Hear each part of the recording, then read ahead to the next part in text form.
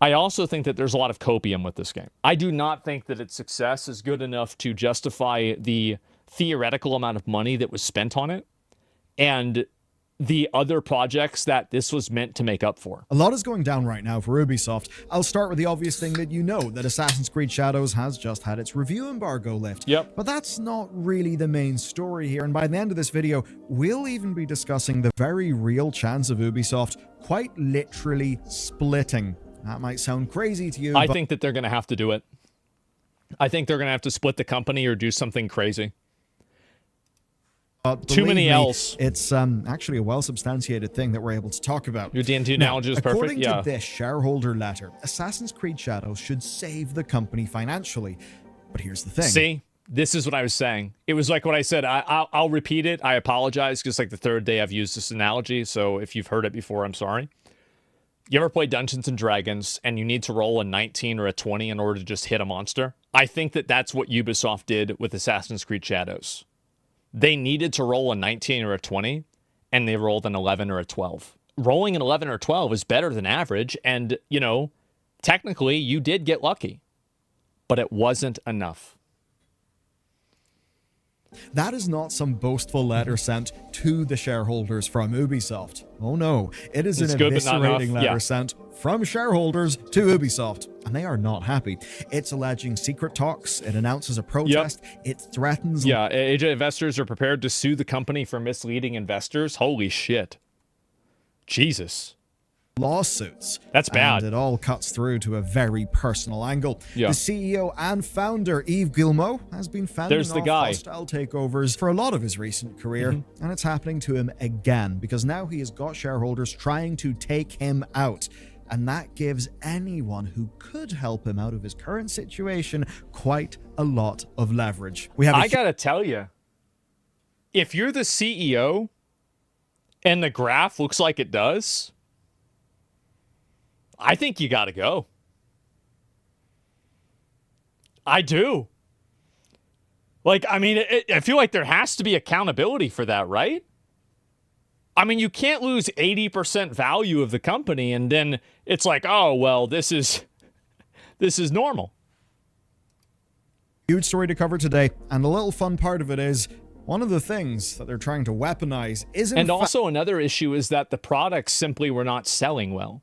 It's not a matter of like the stock being overvalued or some sort of market manipulation. The fact is that a lot of their recent games haven't been high quality games. I think that's really important to keep in mind. Fact, you and me. Now here's something that's pretty wild. BT were hacked a few months ago, and that meant that user data, which may include my family, was stolen. And that's why I actually use today's sponsor, Incogni, because they are our way to fight back. That's because when data leaks, data brokers then harvest and then they just sell it on. Do you remember back in the 90s and the 2000s where it would have a guy hacking a computer and he'd be wearing a mask while he was doing it? Who? If you ever wonder how spam callers get your number and lots of strange things like that, well, it's those were the days, right? This whole terrible system. It sucks, and Incogni solves the problem by automating the legal work that you'd otherwise have to do to get your data taken down. And if you join at incogni.com/bellularnews, you'll get 60% off an annual plan.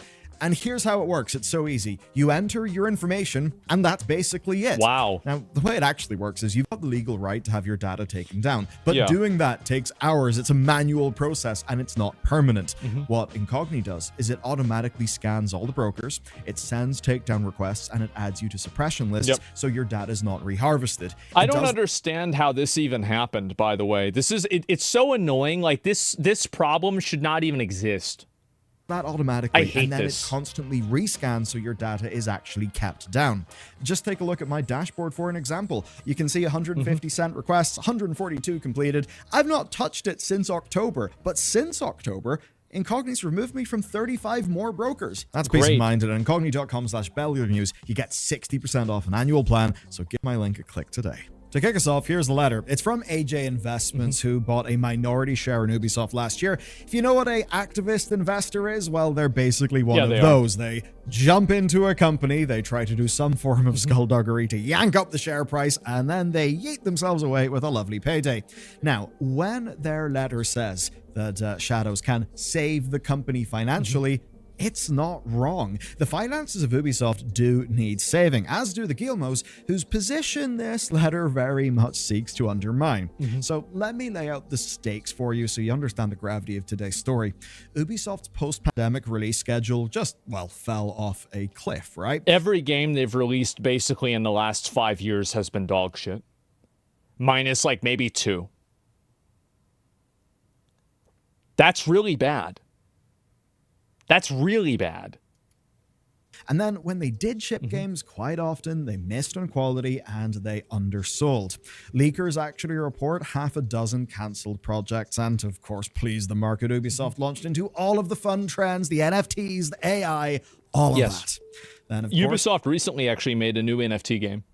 Harassment and abuse if you can believe led to that. a purge of senior leadership, and then the year 2024 happened. 2024 was, as we all know, pretty much a shit show for the company. The thing that should have really brought in the sales, Assassin's Creed Shadows, was obviously delayed. They knew that Shadows needed to be of better quality. It seemed that Avatar Frontiers of Pandora didn't really do that well, and while Prince of Persia lost... This is fucking stupid. It's a stupid fucking game. Why you even think of make an Avatar game? Like, who the fuck thought this was a good idea? Who wanted to play this? Nobody wanted to play this fucking bullshit. Like, what's this fairy shit? What the fuck are you doing with this fairy ass bullshit? What? Why? Who asked? Who wanted this? Nobody asked. Nobody wanted this. What are you thinking? Of Persia Lost What are you Crown is a thinking? really good video game. It was just too niche and it basically did not move It was the needle. overpriced. While all this is going on, we've got the investors rebelling, demanding the removal of the founding Guillemot family. But of course, unfortunately for those investors, the Guillemets had spent the last decade making their position, their control over the company, almost unimpeachable for a deal with Tencent. And so, Shadows was delayed, and now we're at the time where it is about to come out. And now it basically means... I think this game got delayed like 2 or 3 times, too. It wasn't even just once. Shadows flops, it's proof that Ubisoft does need to be gutted, and that leadership, say the Guillemets, really are the problem, at least to the investors. If the game succeeds, in a way it'll almost be proof that management should have just made a lot of decisions a lot sooner, and basically for AJ Investments with their letter, no matter what happens with Shadows, they'll get to basically say, yeah, we told you so. Now, don't be confused here.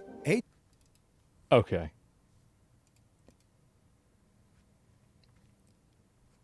This is not a good graph. It's not. This is a bad graph. This is a very, very, very bad graph. Just because you release one game that does well. As I said, you needed to roll a 19. You rolled an 11. Great. Amazing. Awesome. But it doesn't matter because it doesn't counterbalance everything else that was bad. Buy the dip? Yeah, I guess so. AJ Investments are not out to make a better game for you. They are parroting very obvious criticisms of Ubisoft, many of which I'd say we could probably agree with. Sure. But as an example, they're also pissed off over the delay to Shadows. I think we all know that that delay was a good thing, and as you'll soon find out in this video, they're trying to rile everybody up to generate headlines to put more pressure on the Guillemets, which will, of course, make their position far stronger. Professional complainers. Given that they're trying to do the whole rebelling thing. Absolutely. We'll get into that, but for now, let's examine the spiciest claims of their letter. Ubisoft have been secretly meeting Microsoft, Electronic Arts, Tencent, and more. That is the claim that is made by the shareholder letter, and it's far from the only bit of pressure that AJ Investments are seeking to mount up here. They actually plan a protest. So they're playing Assassin's Creed IRL with the company? They plan a lawsuit against Ubisoft's management as well. That's who a they lot. say have wrongfully withheld information and hurt shareholders. Now, sparking this was the Assassin's Creed Shadow dual delay, and then the financial forecast changes that were caused by that. Suffice to say, yeah, revenue projections went down. Massively. But then it gets a bit juicy because they say that this depressed stock price would allow the big players to buy up Ubisoft on the cheap. Now, of course, if those were big players who were... That's true. But, that's what happens whenever the game does badly. I mean, I think that's normal. They were doing research. Yeah, that's totally normal.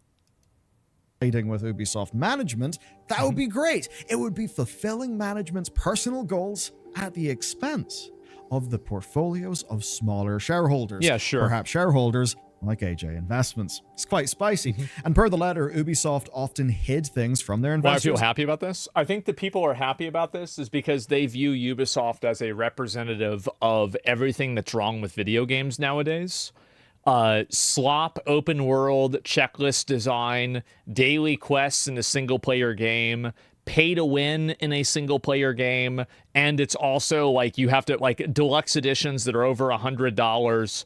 Like Ubisoft is definitely like, if you can think of the Exodia, right, of bad video game companies, you have the head, sexual harassment allegations, the arm, the right arm, you have microtransactions, the left arm, you have woke video game design, the left leg, you have let's see, open world time wasting mechanisms, and the right leg, you've got fucking I don't know, did I say microtransactions? I could think of 5 other ones too, but you know, a million NFTs, shitty combat, shops. Yes, it by our powers combined, Captain Planet, exactly, yes. So why people don't like this game, I think it makes a lot of sense.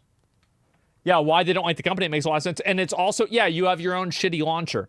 So people will celebrate the failures of something that represents what they think is bad. That's it. That's the main reason why they're happy. Is it something that they don't like taking an L?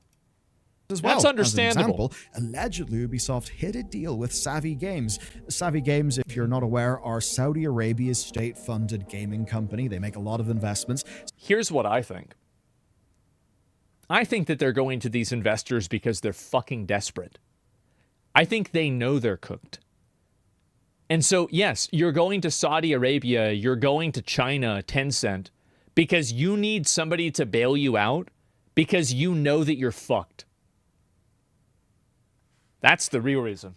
So apparently there's a deal with them to make DLC for Assassin's Creed Mirage, but I think a lot more relevant to today, quote, discussions between Microsoft, Electronic Arts, and others that are interested in acquiring IPs from Ubisoft. And if true, that is a perfect wedge issue for AJ Investments. Yeah. And they note this letter says that they will hold a protest in Paris this May, and that if things don't improve, they'll actually sue. Wow. And look, when you examine all of this, it's hard to not see a lot of it as just the final nail in the coffin for Ubisoft. They've had nothing but bad news. You know, even their own shareholders are turning against them. But it's not all of their shareholders. It's a group of them, a group that is led by AJ Investments. And it's not hard to see. Just because you have some investment activist group complaining, that doesn't really fucking matter. What really matters is the quality of the games and how many people are buying them. That's the bottom line. That's the lifeblood of your business. And if that's not happening, you're fucked. That's it. That is the beginning and the end of this conversation. Hey, Saudi Arabia, want to cash us out after almost going bankrupt for being woke? Yeah, that's basically what they're saying. And you know what? If I was Saudi Arabia, I would say, yes, please, let us cash you out. We'll make the new Assassin's Creed. We can set it in, you know, like Middle Ages and like, you know, medieval ages like Arabia.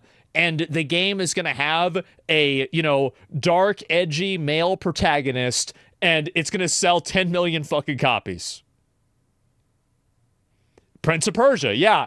Yeah. Wow. Where was that? Is that? Oh, geez, I forgot. Yeah. So you just go right back to what you were doing and you do it again. What yeah, that's the first game. Exactly. Yeah. So of course they're going to be down for that. You're describing the first game. I know that. That's my whole point. Do it again. People buy Call of Duty every year. They'd buy this too. Are actually doing here. And that's really because they've played their cards like openly for everyone to see. It's bloody obvious. And, well, they're not the sort that we should trust, even if sometimes they'll say words that we agree with. Let me explain why. Reading AJ's letter, the one thing that will strike you is that it's dramatic, right? Ubisoft are keeping secrets. Shareholders are going to protest. Lawsuits are coming. That is all emotive, spicy stuff. And it is spicy. It's kind of fun to talk about. But here's the thing with that. We've been watching this story since it began, and it began last year. Yeah. What this letter is, because if you only see a little fragment here or there, you won't have a real full picture of the story. What this is just another play in a war game that has been going on for a while. The first letter actually came last year from AJ Investments. I watched this whenever, I remember covering this when it happened. And this open Yeah. letter blamed Ubisoft management for everything wrong with the company. And in fairness, a hell of a lot of blame does rest with them. But why was this new open letter released to IGN first? That's no slight, of course, to IGN's news department. All they're doing is they're trying to position themselves in a way that will pressure the company publicly in order to change what they're doing and change their leadership so they can probably get more stock and control of the company.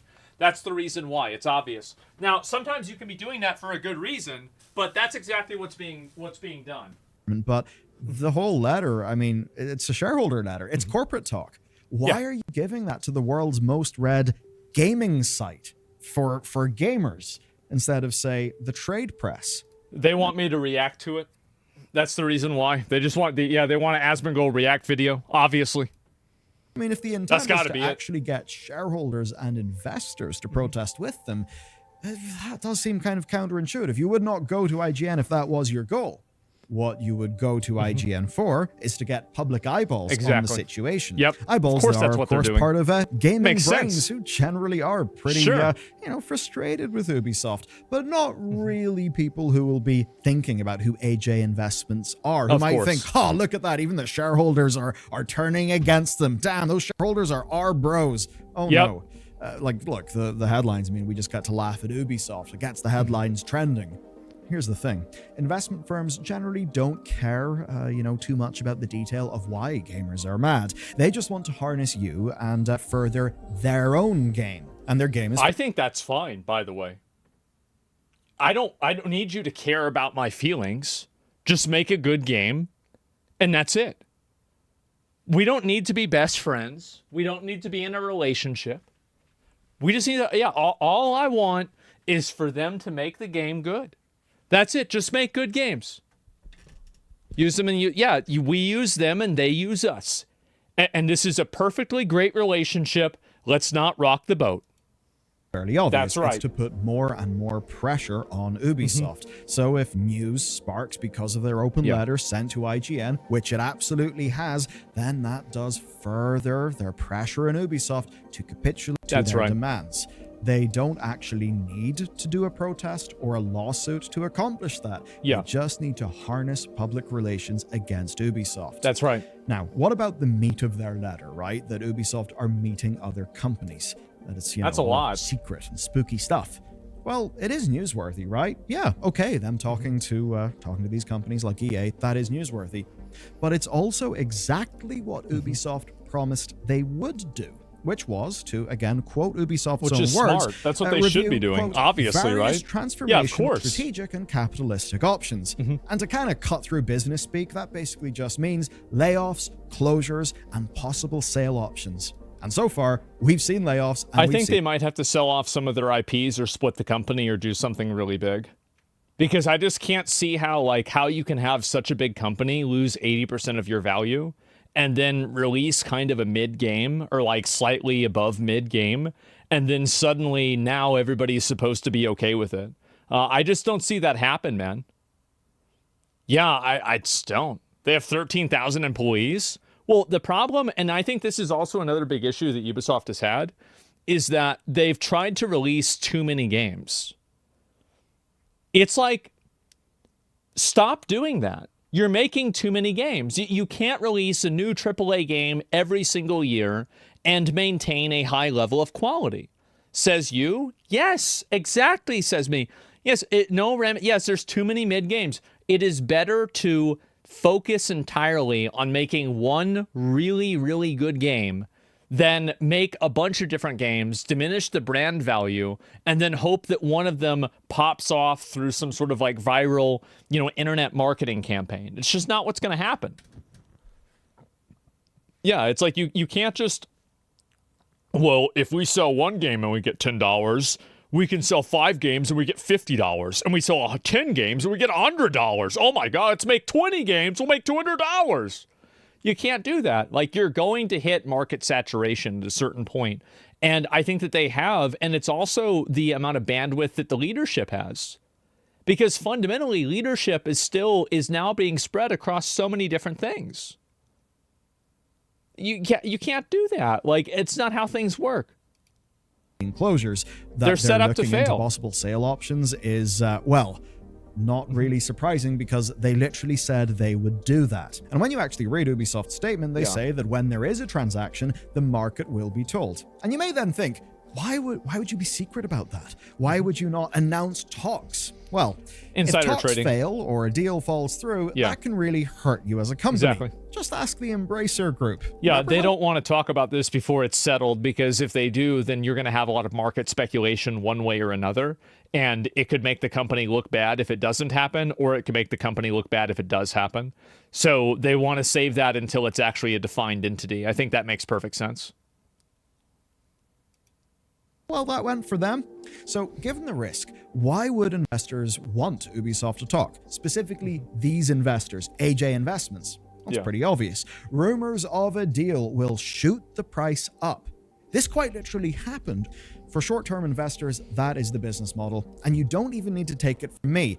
We can just read AJ's own website. Quote, AJ Investments take advantage of events and take such steps that will help correct and optimize the running of companies. Basically, they capitalize on a problem. They force any solution that raises a short-term stock price, and then they profit. Yeah, they of don't course. so much care about the long term when they say, save the company. As an example, they only started their position in Ubisoft a few weeks before they published their first open letter. Prior to that, they were actually long-term shareholders of Activision Blizzard. It does seem like it's very obvious, advantageous. Like, I mean, they're not necessarily good actors, but at the same time, you can agree with people that are bad actors, but you can still acknowledge, yeah, they are bad actors too. Which obviously worked out fairly well for them in the end. But in this case, right, their letter, their pressure did kind of work. Ubisoft's studio closures and layoffs in the last few months happened at least in part because of that pressure. And now the stock price is somewhat rising up again. But not just because of this letter. In fact, it's because Ubisoft might actually be close to a deal. What if I told you we might actually have Ubisoft 2? I'm not shitting you. I think that it's going to happen. I do. Yeah, I think it's going to happen. Just too many L's. The best thing that Ubisoft could do is take half of the company. Okay, let me think about how this would work. So, what are the big Ubisoft IPs? Give me like the top 3 biggest Ubisoft IPs. Okay, Assassin's Creed. Okay. Sell Assassin's Creed to either Saudi Arabia or to China. Sell Prince of Persia to Saudi Arabia. Sell Far Cry to probably also China. Sell Splinter Cell to, I don't know, probably also China. Rainbow Six Siege, sell that to China. Okay, a lot of these would go to China. Persia's not in Arabia. I know, but it's the same type of vibe, right? Like, I mean, I think, I'm not saying it's the exact same thing.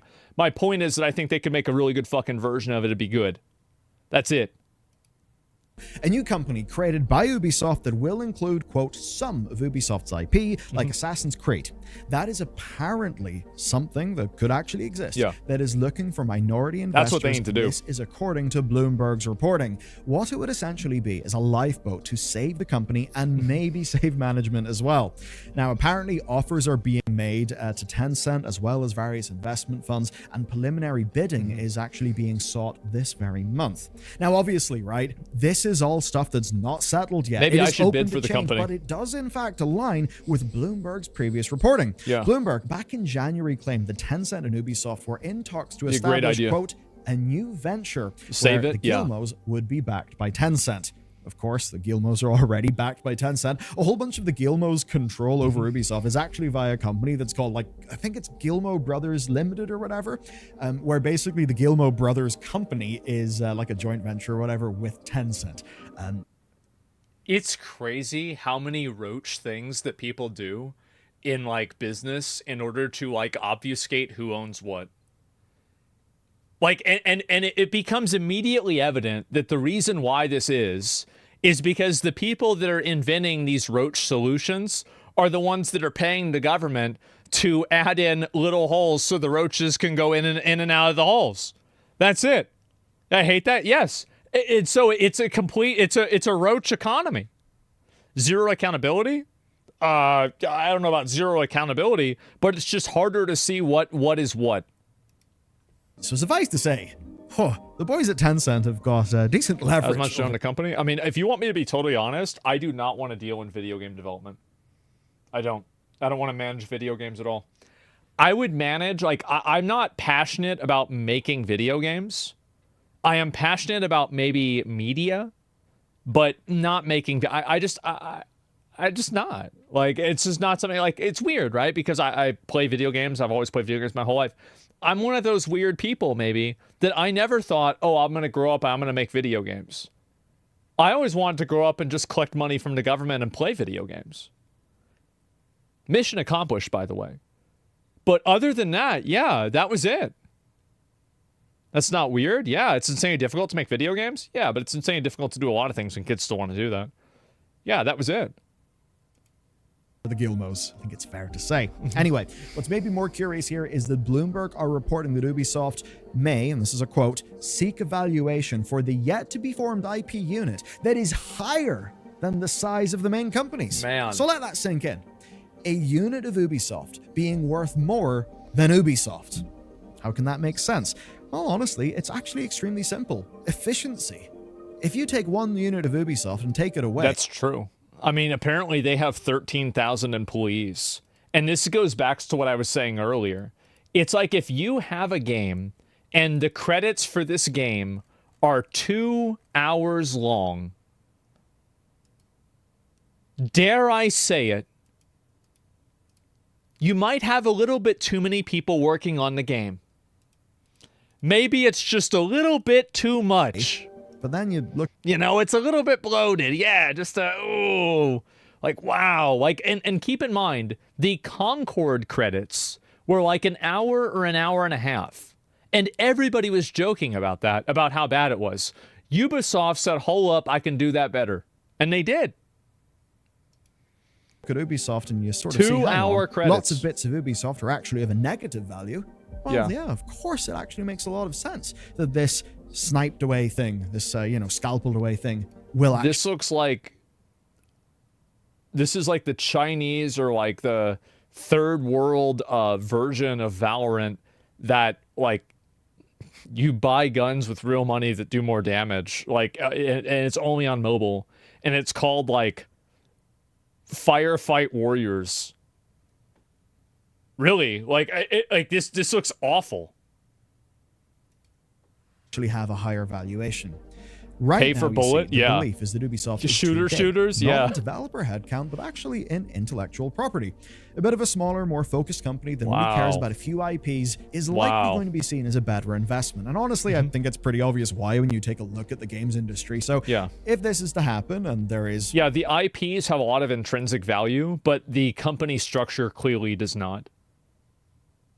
Like, I've said this before, that, like, my dream is that Nintendo will have From Software make a Legend of Zelda game. Like, I'm not, like, Tears of the Kingdom, Breath of the Wild, it's like, oh, this is nice, I guess.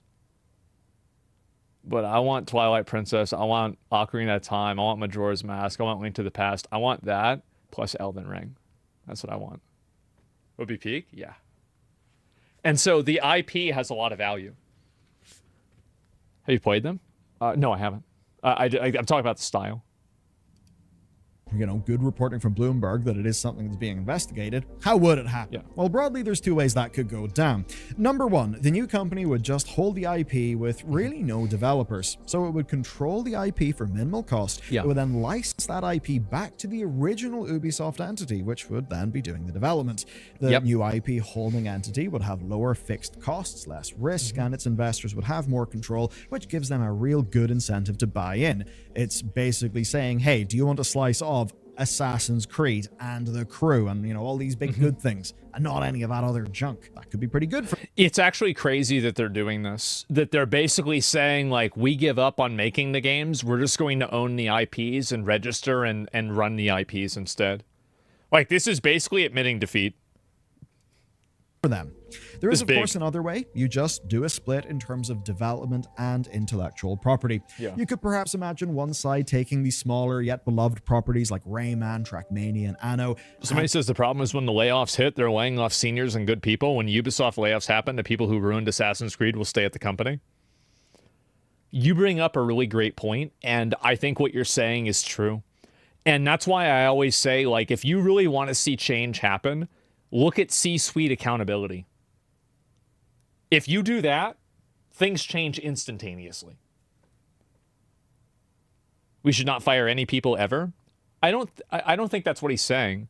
I just think that he's saying that it's disappointing that in a case where the reality is in a lot of these like these companies, like, yeah, you're going to have bad people all the way down for sure. But like really the heads that should roll are the decision makers. That's why they get paid a bunch of money. They get paid like millions of dollars in stock options because of that accountability. One side taking the smaller yet beloved properties like Rayman, Trackmania, and Anno, and maybe the other side taking the big AAAs, your Rainbows, Assassin's Creed, The Crew, all that stuff. The point is, like, that basically, I don't want to make it like political, right? But it's like you saw this with Joe Biden. It's like how many border crossings were last year versus this year in February? It was 1. It was like 35,000. It changed to 1. At the end of the day, leadership does matter. And having leadership that puts a priority on certain things, that will change the direction of the company. It absolutely will. And I think that leadership bears the most responsibility and also the fault. That's it. It's all the difference. Yes. All the difference. It was like 70K plus. Yeah. Imagine being that one guy, unstoppable.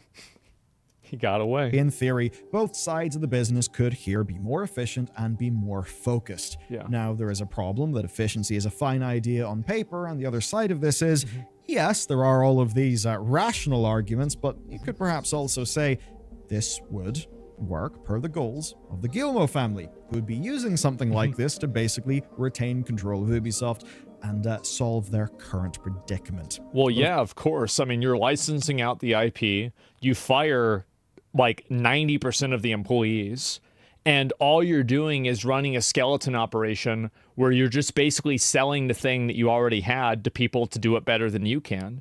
I mean, I feel like if I were them, that's a huge W for me. Yeah, that's a massive fucking W. Of course, the problem there, the thing with efficiency, is that it's fine on paper, not necessarily reality. Here's the rub for today. Assassin's Creed saving the company does not mean better games for you.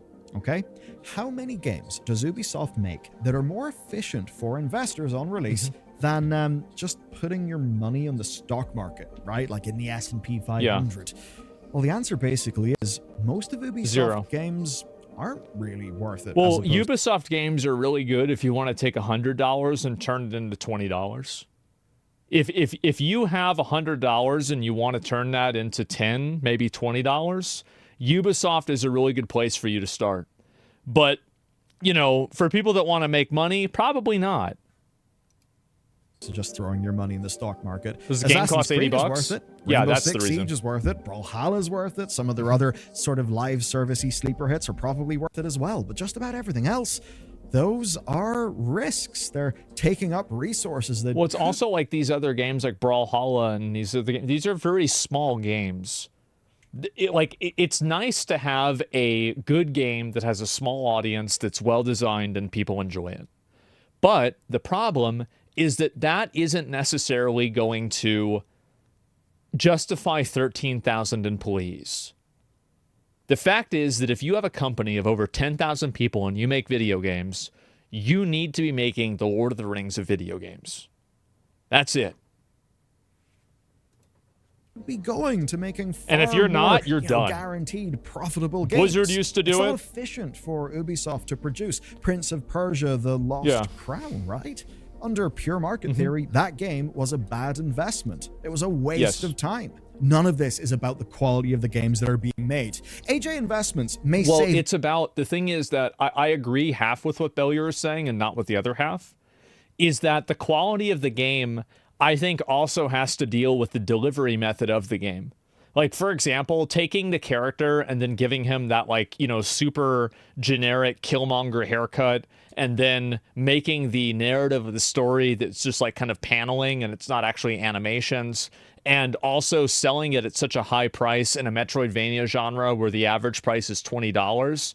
You went into a market, you didn't advertise the game very well, you're selling it way above market cost, and you're making it in a way that's not really resonating with the audience. You're fucking up. Like, that's really just, it's a marketing department L, right? Whoever decided the production and distribution for this game should be fucking fired, because they totally messed it up. The game was fine, but if you design it this way and you make a game this way, you need to have and you need to fit inside of the market expectations, and that's not what they did. Fucking up on like multiple points, exactly. And so you see a lot of games, like I think Assassin's Creed Shadows is kind of the same thing, is that if they had never used this like argument to authority of like Yasuke, he's real, he's a real samurai, racist, like if they never used that type of messaging, I'm not saying they said that directly, but they clearly implied it, and they clearly went in that direction. If they had never done that, they would have never had this problem. It would have never happened. And so the problem is that at the very highest level, decisions are being made that are stupid. Stupid decisions are being made, and because of that, the games suffer. That's what it comes down to. That's what really matters. And like if I look at like Assassin's Creed, for example, the combat is very one-dimensional. It's bad. But like everything in the game generally works. It looks good, etc., right? What that tells me is that the people that are working on the game at a baseline, those people know what they're doing, and they're good at their job to an extent, right? At least to enough extent, because they're following directions. But the people that are deciding the big picture ideas for the game, they're the ones that are totally wrong. They're the ones that are making bad decisions constantly. And that's the big problem. I wouldn't even call it bad. It's just mid. Yeah, the combat, I would say for an action combat game, I think it's below mid. But, I mean, that's my opinion. The combat department needs to be changed. Yeah, but like what I'm saying is that like I think that a lot of Ubisoft's, and I'll give you the best example and the best frame of reference for this, then I want to continue the video. It's almost over. Is that the guy, the CEO of the company, was like confused the reason why his video games aren't selling very well, but they review so well. Well, why are these games reviewing so well, but they're not selling well? Well, it's because they're not reviewing well. You're listening to a handful of retards that are, you know, journalists about these video games and not your actual customers. I think that just by itself is the biggest self-report you can possibly have. How do you self-report that hard? That you're focusing off of that? They want that. Rotten They may Tomatoes say problem? that and try to harness your anger Maybe. to put on more pressure. But at the end of the day, we Yeah. know that they were pissed about the delays to Assassin's Creed Shadows. And whether you want that game to succeed or not, Yeah. game companies delaying their game so that they can have more polished releases is almost universally a good thing for the customer. It is. So if Ubisoft are forced to sell off half their intellectual property to the highest bidder while throwing pink slips at thousands of developers and doing all of these short-term things and, pursuing getting that stock price up ASAP, but not necessarily at long-term value, long-term quality, will that be good for the games? I would not necessarily think so, especially since this is the type of the investor who is anti-delay, even though the likes of Star Wars Outlaws clearly tell us those delays are I'm going to be honest. It can't get worse. Fuck it. Send it to China. Maybe they can do something right with it. They didn't fuck up Wukong. Seems like they're not fucking up a number of other games. Like, I mean, you might as well. It can get worse? Not really, though, right? needed. And so regardless of how well Assassin's Creed Shadows sells, expect them to do more things, to drum up more headlines, to try and get a bit more leverage, a bit more control, and turn that pressure into something that they can profit off. Meanwhile, though, on the Guillemot front, well, they might be trying to restructure Ubisoft, doing something with Tencent and potential other suitors to get around this problem. Will that be good for the actual games? I don't necessarily think so. I think that anything that involves a leadership change will be a net positive. If you want to use another D&D analogy, I think that their leadership is a 5. It's, by the way, this is not a 6-sided dice. It's a 20-sided dice, D&D dice. Do you re-roll a 5? Yeah, you do. You re-roll a 5. I think that, yeah, they should re-roll it. So, at least it basically means, who knows if Assassin's Creed Shadows is going to be some amazing banger or terrible failure, whatever it is. At least, what I can say, with a good degree of surety, is that it does make for a pretty damn good episode of corporate drama. We could at least enjoy that. Okay, I'll see you when there's a new update to this story. I think this is so funny. Once we know how the game launch is actually shaken out. Till then, though, do you want more drama? Corporate drama? Well, I'll link it to you guys. This is a good video from Bellior. I pretty much agree with everything that he said, except for like maybe a couple of things. I think that Ubisoft, here's what's really fucked up. The gameplay in a lot of these Ubisoft games, aside from like the stealth gameplay, like the Prince of Persia combat on a fundamental level, like the Lost Crown, and the Assassin's Creed combat feels relatively good. Like, it's not bad combat. But the big problem is that the leadership and the way that the games are delivered and the way they're marketed and like big picture design decisions are bad. And when you think about that, I'm looking at it from the perspective of like, if I'm just a grunt and like my job is to just program things to look good and to feel good to play, I'm doing my job. And I think it sucks that if they do this restructuring, that all of those people that do good work, all of those people are going to probably be let go. Or at least the majority of them. Yeah, it sucks. Combat's way too rigid. I mean, I think it's okay, right? It's not amazing, but like, it's okay. Yeah, once you get got, you realize how bad once you get, as soon as I play Ghost of Tsushima. Yeah, I mean, maybe you're right. I mean, that's the thing. There's a very good chance that if I play the game and like I see these other games are like way fucking better, then, sure, that maybe could happen. But I do think that in a general sense, the big problem of what happened is that I think a lot of Western game studios have totally lost their focus and they don't understand at all about like what should or shouldn't happen in the game anymore and what should or shouldn't be in the game anymore at all.